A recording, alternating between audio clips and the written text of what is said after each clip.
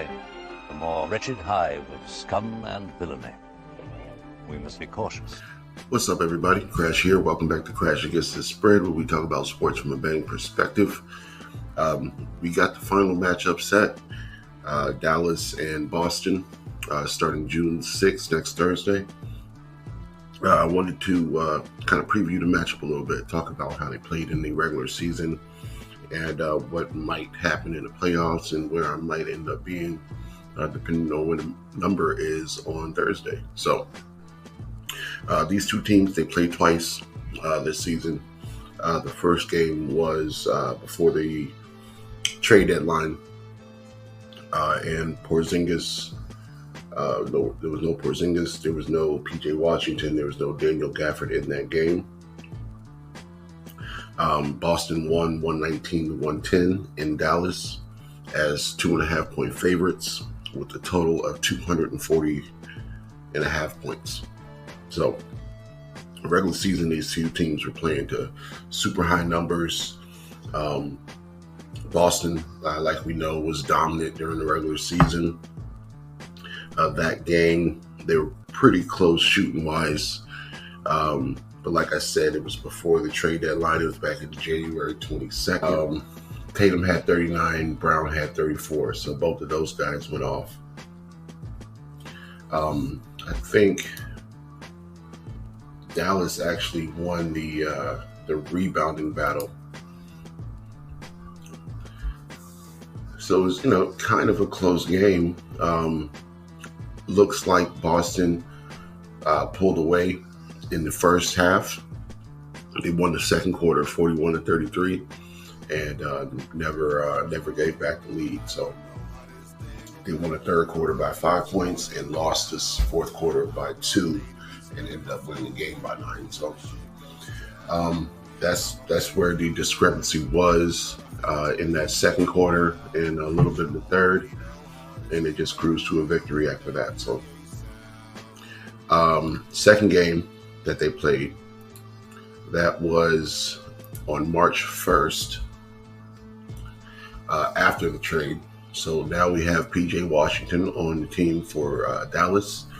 I think Porzingis did play for Boston. Porzingis had 24 points, 4 from 8 from 3. What else? Yeah, all the Boston starters, a lot of the bench in double figures. They shot 55% from the floor and 49% from 3. So they made half their threes in this game, and they did not miss at all from the free throw line. So without even looking at Dallas' numbers, it's really hard to beat a team like that. They scored 138 points. Dallas 110, so lost by 28. Looking at it, Daniel Gafford didn't play. Dallas still shot 47% from the floor. Rebound battle. Boston won the rebound battle this time, 47-42. So looking at it, regular season domination, but in the last 5 games, or let's just say the playoffs, the narrative right now is Boston ready for a team like this who's fully healthy and won't have an injury excuse. So each team that Boston has played has had some type of injury to their best player, either before or during the series. So they're saying that Boston had a cakewalk, which I've actually said it too. So I'm not gonna act like I haven't, but it's kind of true. But we won't really know if that is a factor until game 1. So being that this total is now all the way at 214, I feel I'm inclined to go over. It feels like free money, which is always scary when it seems too easy. But coming off a 229 and a 248 game in the regular season, both with totals at 237 and 240 and a half. This total here, 214, we got to at least expect 220 points in this game. So Dallas has stepped up their defense with their Gafford, Washington, Lively trio. And I think that